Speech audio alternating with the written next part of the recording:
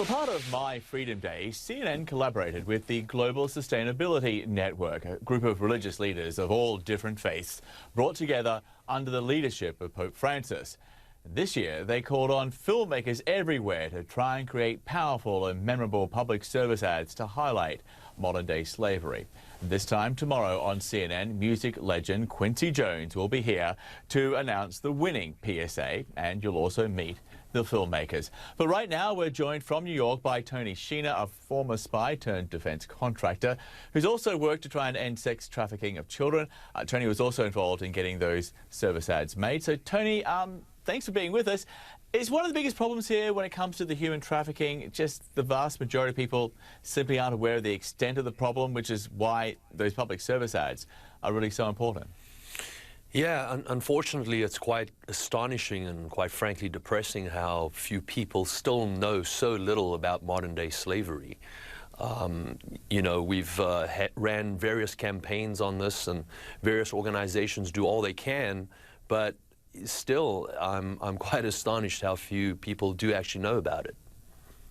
Yeah, back in the day, you were a spy for the South African government, so you know a little bit about law enforcement. How do you see law enforcement when it comes to human trafficking compared, say, maybe to the focus and the resources which we have on stopping the trade of illegal drugs? Well, I mean, it's when you look at transnational crime involving human trafficking, you're looking at the penetration of various borders. Now, in order to, say, for example, solve one case of transnational human trafficking crime, you may involve 10 or 15 or 20 different agencies in order to get a resolution to that crime. Now, the lack of communication between agencies and also that fragmentation and lack of cooperation is sometimes a hindrance. Regarding funding, that's another mechanism that's desperately needed.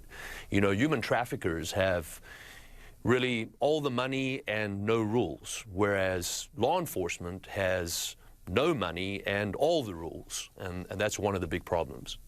Yeah, and it does seem like there is this focus. Everyone knows about the war on drugs, the effort that goes into stopping the trade in illicit substances, but there's so little known about what actually happens when it comes to human trafficking. Exactly. I mean, the expenditure on drug trafficking is enormous. I mean, when it first started, maybe 40-odd years ago, it's still a war that, quite frankly, continues to be lost, and billions upon billions have been spent on it. In comparison to human trafficking, where the numbers are dismal in comparison. When we look at what's happening around the world, more than half of the world's human slaves are living right now in India. There are significant numbers, too, of human slaves in places like, I guess, China and Pakistan. When you look at the economies, look at those countries, they're very poor places. How much does poverty play into all of this? And there's also, when you talk about law enforcement as well, the issue of corruption, of government corruption in those countries. Yeah, I mean, in poverty-stricken countries, you obviously have an exacerbated issue because there's desperation. You know, families often sell a single child or a second child in order to feed the rest of the family. But this issue is not just economic; it's also social and cultural. You know, some sectors of society, having a permanent housekeeper or, to lack of a better term, a houseboy, is acceptable. Now, when these sectors kind of migrate or immigrate into other countries, they continue that practice. These microcosms living, for example, even in America. You look at the Haitians and their Restavik practice, where they keep a person at home to tend to them, which is modern-day slavery. Yet it's still in place today in America.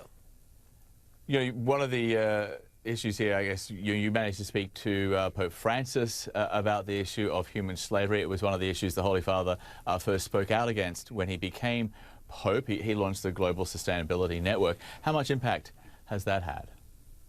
Yeah, I mean, I think Pope Francis was very progressive in as much as he brought together faith leaders, from the Archbishop of Canterbury to, Greek Orthodox, leader of Sunni, Shia, Buddhist, and to sign a declaration against human trafficking. And I think Pope Francis, by bringing everyone together, he's allowed all religious leaders to have a voice and put their foot down and go, no, this is not right, and you cannot do this. We do not condone this.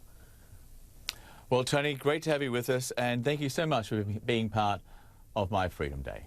Thank you.